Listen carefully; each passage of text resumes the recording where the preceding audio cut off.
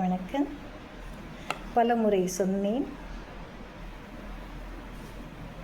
வணக்கம், பலமுறை சொன்னேன். உங்களுக்கு என்னுடைய பணிவான சிரம் தாழ்ந்த இனிய வணக்கங்கள்.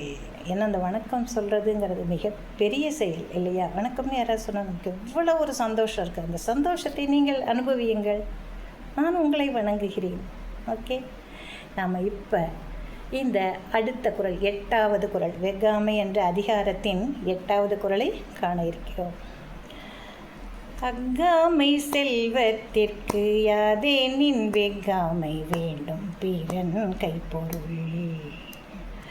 அஃகாமை செல்வத்திற்கு யாதேனின் வெஃகாமை வேண்டும் பிறன் கைப்பொருள். அஃகாமை செல்வத்திற்கு யாதெனின், என்கிட்ட இருக்கக்கூடிய செல்வம் நிலையாக என்னிடம் தங்க வேண்டும். எல்லாருக்கும் அதுதான் விருப்பமும் கூட. நம்முடைய செல்வம் குறைவதை நாம் ஒருபோதும் விரும்ப மாட்டோம். அப்போ அந்த செல்வம் என்னிடம் நிலையாக இருக்க வேண்டும், நிலைத்து நிற்க வேண்டும், என்னுடைய தலைமுறைகளை அதை அனுபவிக்க வேண்டும்னு எனக்கு ஒரு பேராவாக இருக்கும் இல்லையா? அதுக்கு என்ன செய்யலாம்? என்னுடைய செல்வம் நிலைத்திருக்க வேண்டும் என்று நான் கருதினால் என்ன செய்யணும்னாக்கா, பிறர்க்கு உரிய பொருளை ஒரு பொழுதும் கவரலாம் என்று நினைக்கக்கூடாது. தம்முடையதாக்கி கொள்ளலாம் என்று நான் நினைக்கக்கூடாது.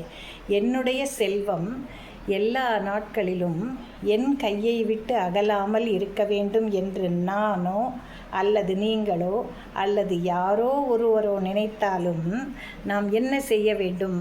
அதற்காக மற்றவருடைய பொருளை கவர்ந்து வைத்து கொண்டு நான் செல்வந்தன் என்று கூறி பறைசாற்றி கொள்ளக்கூடாது. செல்வத்தை ஈட்டுவதற்கு பல நல்ல வழிமுறைகள் இருக்கின்றன. அந்த அறவழியில் நாம் செல்வத்தை ஈட்டினால் அது நம் வசம் தங்கும். ஆனால் மாறாக பிறருடைய பொருளை கவர்ந்து அவர்களை ஏமாற்றி அந்த பொருளை நாம் வசப்படுத்தி கொண்டு அதனால் நாம் செல்வந்தராகிறோம் என்று நினைத்து பெருமைப்பட்டு கொண்டால் கண்டிப்பாக அந்த செல்வம் ஒருபொழுதும் நம்மிடம் நிலைத்து நிற்கவே நிற்காது என்று வள்ளுவ பெருந்தகை கூறுகிறார். ஒருவனுடைய செல்வம் குறையாமல் இருப்பதற்கு என்ன வழி அப்படின்னு சொன்னால், அவன் பிறருடைய பொருட்களை கவர வேண்டும் என்று எண்ணம் இல்லாமல் இருந்தாலே அதுவே அவனுடைய செல்வத்தின் நிலைத்த தன்மைக்கு காரணமாக அமையும். அந்த செல்வம் அவனிடத்தில் தங்கும்.